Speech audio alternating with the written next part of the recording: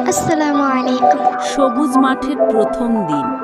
শহরের ছেলে তানভীর ছুটিতে গ্রামের বাড়িতে এসেছে। গ্রাম সবুজে ঘেরা, ধান ক্ষেত, নদী, কাপ ডাকা ভোর। এইদিকে আনিকা হলো পাশের বাড়ির মেয়ে।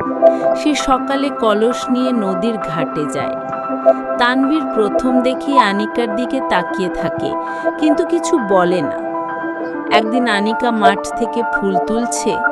মাঠের এক কোণে তানভীর দাঁড়িয়ে ছবি তুলছে। হঠাৎ কথা হয়। আনিকা হেসে বলে, আমাদের গ্রামের ছবিতে শহুরে ছেলেরা বেশ মুগ্ধ হয়, তাই না? তানভীর কিছু বলে না, লজ্জায় হেসে মাথা নাড়ে। একদিন বিকেলে বেলায় নদীর ধারে বসে কথা বলতে বলতে দুজনের বন্ধুত্ব হয়। মাঝে মাঝে আনিকা তানভীরকে গ্রাম ঘুরিয়ে দেখায়, গ্রামের সবচেয়ে বড় বটগাছ দেখায়, পুরনো স্কুল মাঠ দেখায়, কাঁচা রাস্তাও ঘুরে ঘুরে দেখায়। তানভীর অবাক হয়ে বলে, তোমরা এখানে এত শান্তিতে থাকো, শহরে এর নামও নেই। একদিন বিকেলে পেরিয়ে গেল। তারা একসাথে পুকুর পাড়ে বসে গল্প করে, কথা বলে। তাদের হাসি ঠাট্টায় সময় কাটে। এমনকি ধীরে ধীরে দুজনের চোখে চোখে অন্যরকম টান তৈরি হয়। একদিন বৃষ্টির পর মাঠে হাঁটছে দুজন। কাদায় পিছলে আনিকা পড়ে যেতে যাচ্ছিল।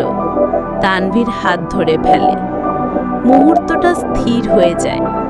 দুজন অবাক দৃষ্টিতে একে অপরের দিকে তাকিয়ে থাকে। গ্রামের লোকেরা খেয়াল করতে শুরু করে তারা অনেক সময় একসাথে কাটাচ্ছে।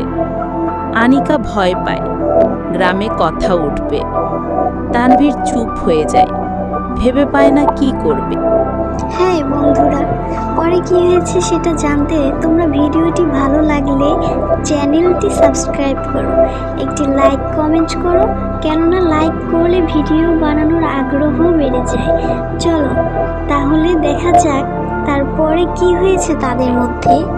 শেষ বিকেলে নদীর ঘাটে বসে তানভীর বলে, আনিকা, আমি জানি গ্রামে অনেক নিয়ম আছে, কিন্তু আমি সত্যি তোমাকে আলাদা করে দেখি। আনিকা মৃদু হেসে বলে, আমিও তোকে এড়িয়ে যেতে পারিনি, কিন্তু ভয় করছিলাম। দুজনেই নীরবে নদীর জলে পা ডুবিয়ে বসে থাকে।